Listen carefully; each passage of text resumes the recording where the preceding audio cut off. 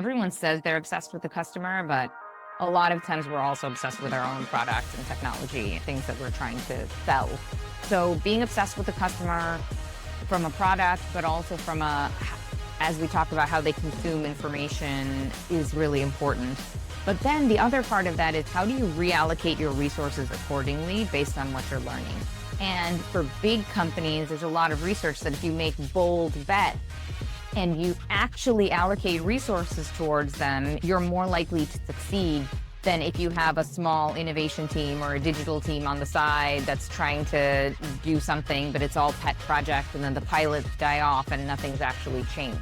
So how do you reallocate your resources and incentives accordingly?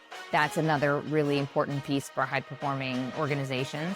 And then the last, which is always the most important, is the people element. So how do you have a working environment where everyone feels inspired by the mission and understands how they're contributing towards that in a meaningful way? And especially with all the M&A and things going on, it's actually really hard to maintain a culture where people trust the leadership.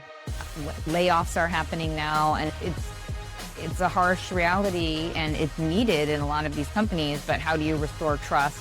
How do you continue to make sure that you have a high-performing culture that is driving results